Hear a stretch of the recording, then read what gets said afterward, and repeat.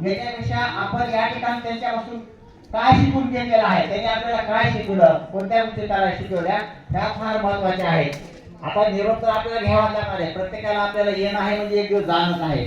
सेवेत एक दिवस यावं लागतं, एक दिवस आपल्याला प्रशासकीय भाग आहे तो एक दिवस आपल्याला सेवानिवृत्त व्हावंच लागतं. त्या न्यायाप्रमाणे ते नियमाने 30 एप्रिल 2026 रोजी सेवानिवृत्त होत आहेत. तत्पूर्वी फक्त आपण त्यांच्या प्रामाणिक इच्छेनुसार आणि हा कार्यक्रम या ठिकाणी ठेवलेला आहे. सर्व केंद्रातील शिक्षकांनी या ठिकाणी त्याला सहमती दिली, अनुमती दिली आणि शाळा व्यवस्थापन समिती समोर त्यांना तुम्ही हा प्रस्ताव मांडला. सर मला काय हरकत नाही, सर म्हणतात घेऊन टाका, म्हणून हा या ठिकाणी कार्यक्रम केलेला आहे. ऊन सुद्धा यश झालेला आहे. तर सरांचं कुटुंब अतिशय समृद्ध आहे. त्यांना एक मुलगा एक मुलगी आहे आणि ते सुद्धा चांगल्या प्रकारचं शिक्षण घेत आहेत. त्यांच्याबद्दल ते सांगतील आणि त्यांच्याकडे कौटुंबिक जबाबदारी म्हणाल तर जबाबदारी फारशी नाही, थोडीफार जबाबदारी असतेच. आपण जर सेवानिवृत्त झालो तर जबाबदारी असते, नाही म्हणा नाही, पण त्यांच्याकडे जबाबदारी आहे.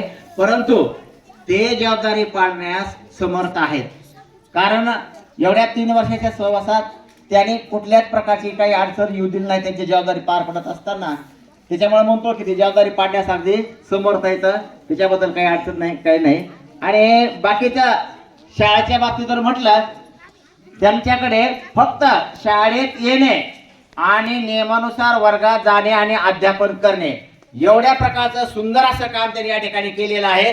मला सांगायची कधी वेळ आली नाही, सहज तुमचा वर्ग रिकामा आहे, तुम्ही जा अध्यापन करा, अभ्यासक्रम मागे परीक्षा जवळ आली, कुठल्याच बाबतीत सांगायची गरज नाही. कारण वयाने तर ते माझ्यापेक्षा ज्येष्ठ आहेत, ते निश्चित आहे. सेवेने मी ज्येष्ठ आहे, परंतु वयाने ते ज्येष्ठ माझ्यापेक्षा आहेत.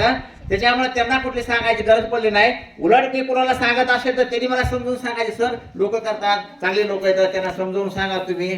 कारण माझ्याकडे कसं आहे, आता सगळ्यांना अनुभव आलेला आहे, त्याने मी सांगण्यापेक्षा की टाइम टू टाइम वर्क झालं पाहिजे वेळच्या वेळेला आपल्याकडं.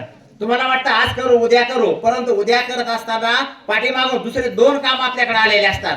आणि मग अशा प्रकारे काम करू म्हणण्यापेक्षा काम त्याच वेळेला केलं पाहिजे. आपण कबीराने सांगितलंय, कल करे सो आज करे सो अब, पल में प्रलय होगा बहुरी करोगे कब. कारण आपण आताचं काम आताच केलं पाहिजे. आजचं काम उद्या करू म्हटलं तर उद्या आणखी दुसरे 4 काम आलेले असतात. म्हणून मी त्या गतीनं काम केलेलं आहे, आपण सर्वांनी पाहिलेलं आहे. तर तशा प्रकारचे काम माझ्या शाळेतले सर्व शिक्षक सुद्धा करतात. त्यांना सुद्धा तशी सवय लागलेली आहे, अगदी माझ्यासारखी सवय ज्यांना लागलेली आहे. ते म्हणतात सरांनी सांगितलं की आपल्याला ताबडतोब देणं आहे, पटकन सगळ्या गोष्टी कराव्या लागतात. कारण असे केल्या तरच आपल्याला सर्व गोष्टी साधता येतील, वेळेचं टायमिंग आपल्याला साधता येईल आणि आपली जी वेळ आहे, आपले जे नियत कर्तव्य आहे, ते कर्तव्य आपल्याला या ठिकाणी चांगल्या प्रकारे पार पाडता येईल. आणि सरांनी हेच ध्येय समोर ठेवलं आणि त्या पद्धतीने माझ्या शाळेत त्यांनी काम केलेलं आहे, अतिशय चांगलं काम केलेलं आहे. तर या ठिकाणी आता मी फारसं वेळ न घेता त्यांच्याबद्दलची 2 शब्दात मी या ठिकाणी कृतज्ञता व्यक्त केलेली आहे. त्यांना पुढील आयुष्यासाठी चांगल्या शाळेच्या तर्फे सर्व कुटुंबांना मी शुभेच्छा देतो. पुढील आयुष्य त्यांना चांगल्या प्रकारे भरभराटीचे आणि त्याहीपेक्षा निरोगी आयुष्य जावं अशाच प्रकारची प्रार्थना करतो आणि या ठिकाणी मी थांबतो. जय हिंद, जय महाराष्ट्र. प्रणाली या तिन्ही गोष्टीवर जो प्रकाश टाकला, अगदी तो सार्थ आहे नव्हे, तो मस्के सरांच्या कर्तव्याचा एक सर्वोत्तम अशा प्रकारचा गुण किंवा त्यांच्या इतर गुणां. गावचे सरपंच तसेच त्यानंतर शालेय व्यवस्थापन समितीच्या सदस्य कल्पना सुरवसे, ज्येष्ठ शिक्षक सरांगाडी पोपटे साहेब आणि समोर सर्व घटक शाळेचे मुख्याध्यापक आणि सहशिक्षक बंधू आणि भगिनी.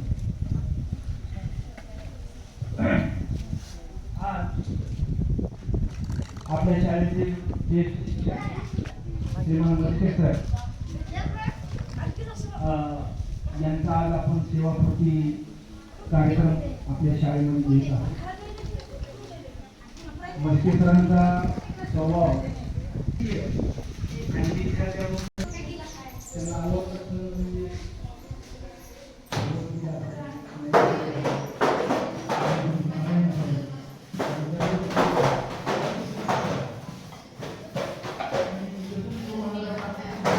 ते जाणार म्हणजे जाणार.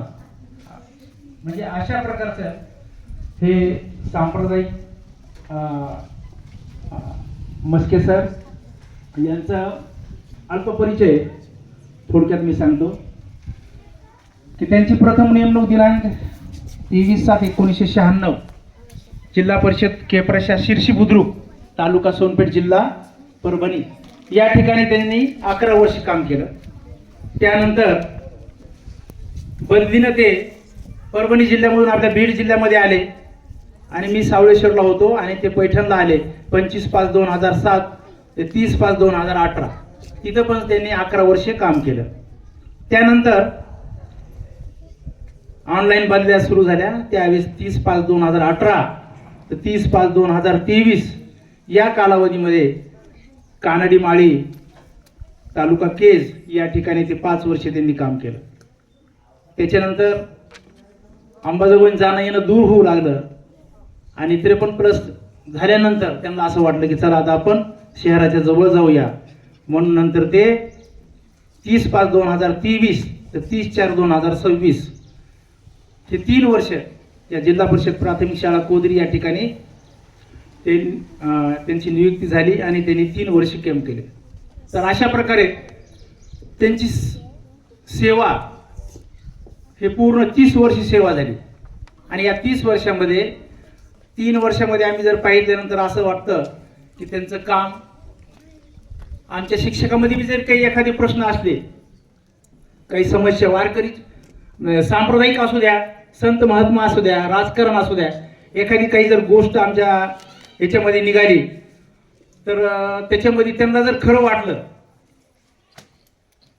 ते म्हणजे असं खरं असेल तरच ते योग्य मानणार, नाही तर ते धडक सांगणार ही चूक आहे. म्हणजे त्याची ती शहानिशा करणार, तपासून पाहणार की हे विचारलेला प्रश्न अगर एखाद्या विद्यार्थ्याला चुकून आमच्याकडून एखाद्या सांगण्यामध्ये काही झालं तरी त्याची शहानिशा करून खातरजमा करून त्या प्रश्नाचं उत्तर आमच्या शाळेचे मस्के सर हे त्या प्रश्नाचे उत्तर देतात. आजच्या या आनंदाच्या क्षणी आज आनंद या आहे आणि या विशेष व्यक्तिमत्वाचा या सन्मानांचा गौरवाचा कार्यक्रम आज आपण आपल्या शाळेमध्ये साजरा करत आहोत, ज्यांनी आयुष्यभर ज्ञानाची ज्योत पेटत ठेवली. जैसा दीप खुद जलता है तब रोशनी देता है, दीप खुद जलता है तब रोशनी देता है, शिक्षक वही है जो खुद तप कर जग को दिशा देता है, खुद तप कर जग को दिशा देता है. आता मस्के सरांनी विद्यार्थ्यांना समजावून सांगितलं आणि प्रत्येक वेळेस